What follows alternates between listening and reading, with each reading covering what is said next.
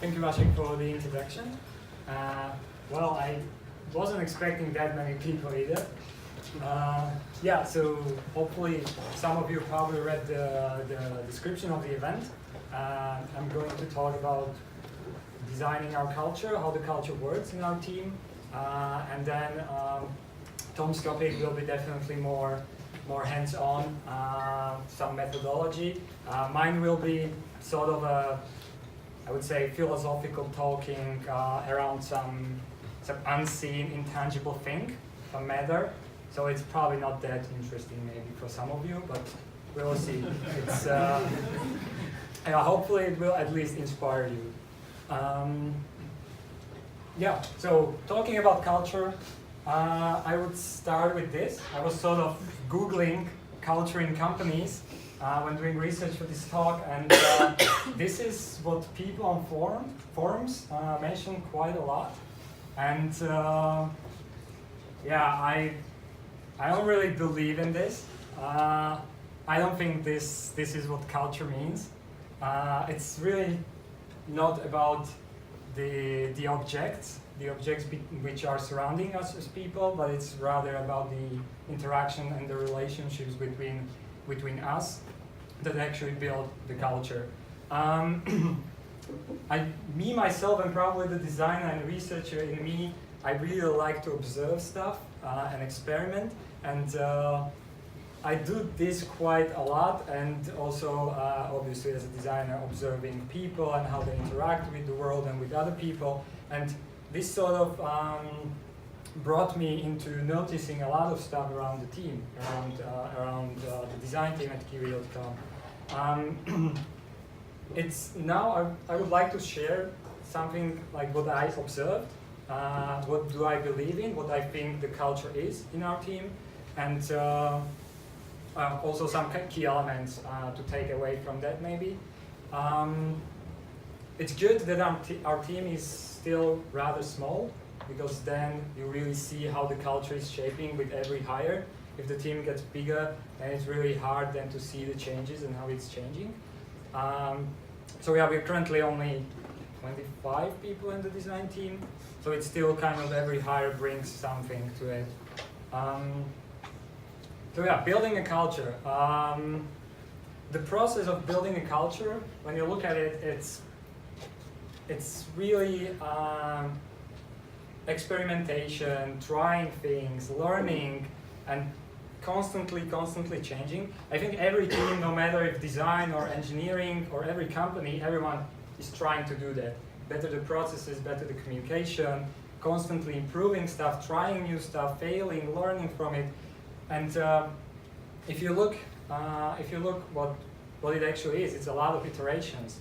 And these failing, learning iterations, it basically sounds like a design project. It's really closely looks like when I'm doing some UX on some feature or a completely new product. You learn, you fail, you try again, you observe, and this really reminds me that actually building a culture might be a design project on its own.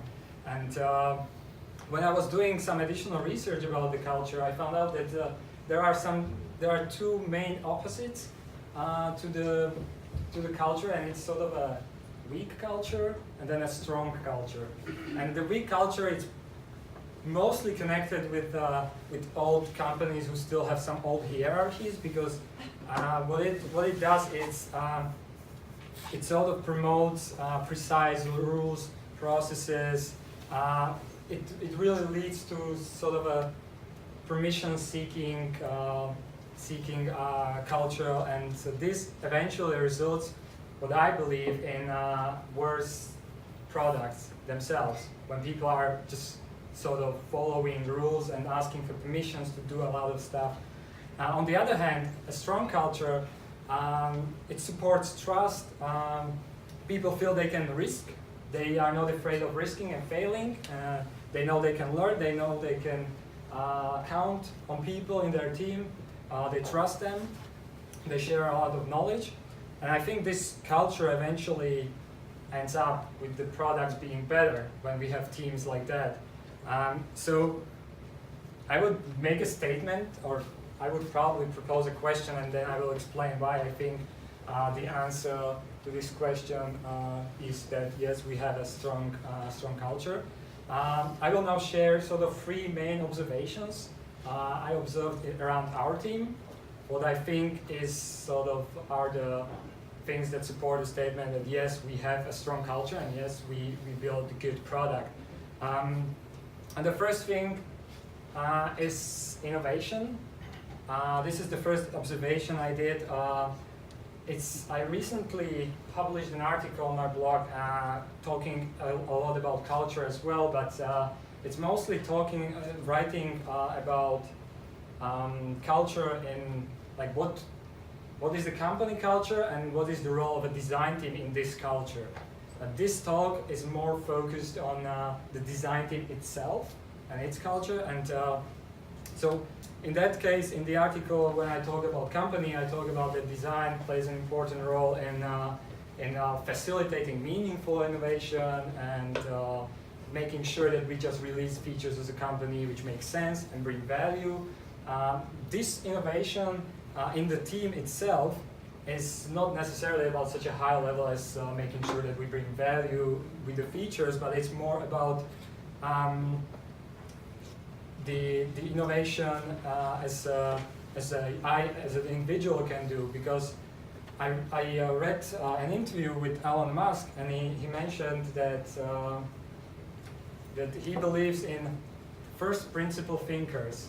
And then when I read this interview, I looked around on the team, and I was like, yes, these are first principle thinkers, because how he explains it, those are people who don't necessarily do things how the competition does it or how others do it, or they don't follow some specific rules and processes.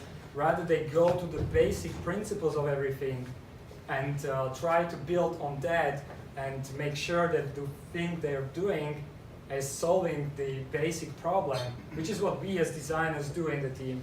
We go to the core of the problem and then try to see it and build on that. So I have some specific examples. For example, we've been working on a new login feature for our product, and login. Everyone does login. Everyone has seen it so many times. So you can say it's quite easy to do it. It's just username and password.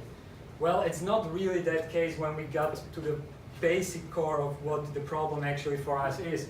We could not simply solve it with the login as every other website. So this method or this way how people work in our team enabled us to create a solution which fits completely better to the users, but it's nothing that you are used to. It's making the decisions on behalf of the user, changing the stuff, how you are going to log in based on how your booking is set up, and etc. So it's not very straightforward as you would expect, that a username and password. So this is what we were able to do thanks to having people in the team who think like this. Also, for example, Hannah is here, our baggage UX master, and he was working on like how to actually add baggage to a flight, which also like every airline does that. And we could easily copy any airline, but the problem was that we're combining everything together, which resulted in a completely mess. So we had to go to the core of the problems and create a completely new approach on how to actually add the baggage to a flight. So this is also thanks to having people like this. One story from Silicon Valley is that I think everyone knows the company called Netflix. Now you know them because they do this digital streaming stuff. But before, they actually were sending DVDs to people and as renting the movies and the shows. And thanks to having people like this, first principle thinkers, they were really able to know when to shift completely, when to shift to digital, and completely overcome all the competitors.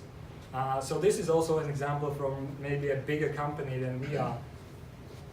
So yeah, when talking about innovation, I think the one outcome, what I learned is that, yeah, first principle thinking is definitely something that's worth having in a design team. So obviously, having people with first principle thinking is sort of connected to hiring, which is other big observation I did in our team, because the recent weeks and months I've been sitting in some hiring discussions and thinking to myself that, is this too much? Are we asking too many questions, and are we prolonging the interviews and the process too much?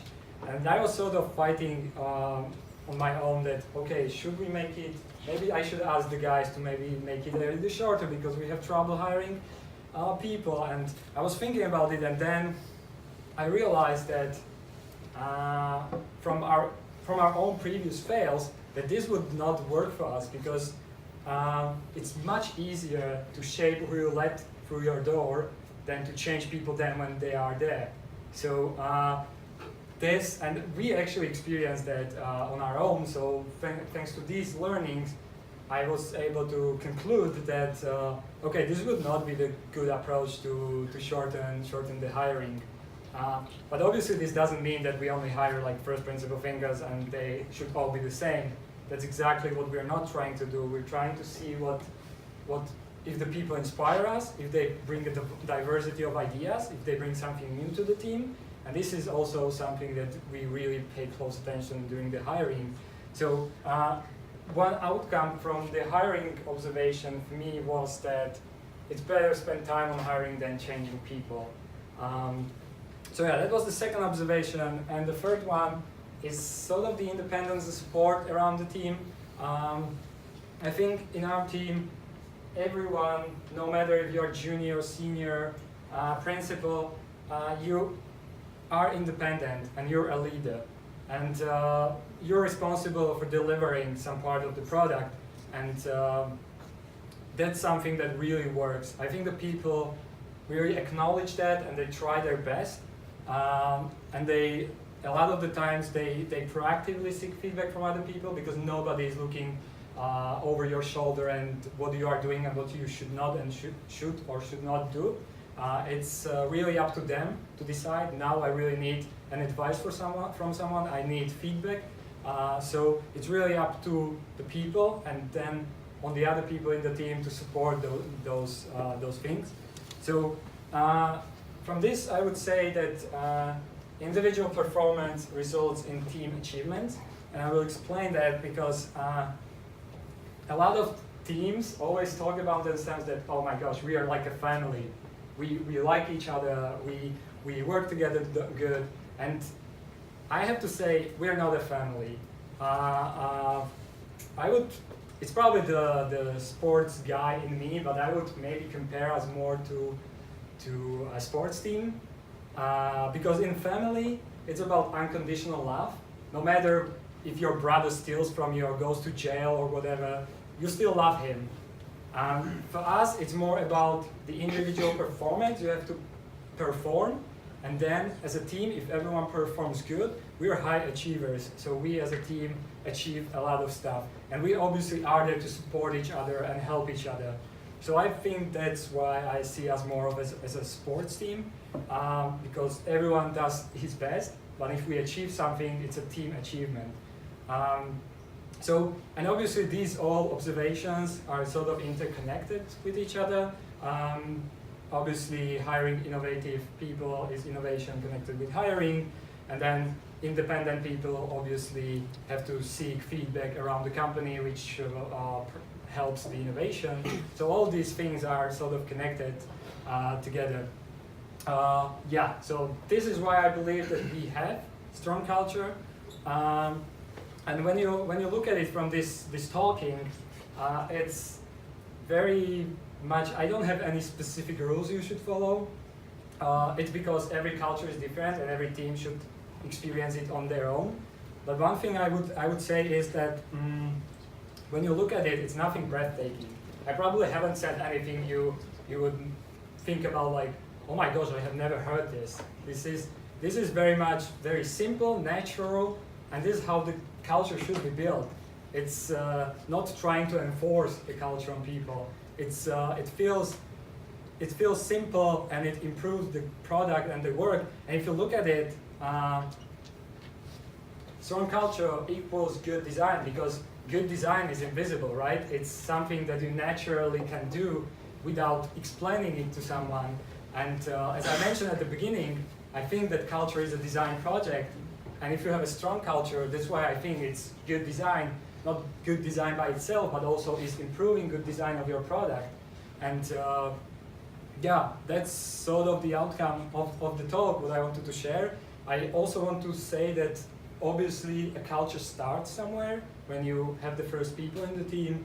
So I would really give kudos to the people who actually started this, like the first designers of kiwi.com who were the main grounds for building this, obviously to our leaders who support this.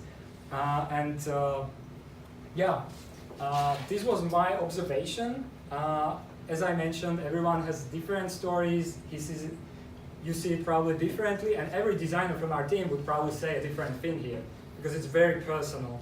And this is sort of to inspire you to think. Hopefully you thought about your own design teams or other teams, and I'm looking forward to a discussion about this in the networking section and your ideas on it. Thank you.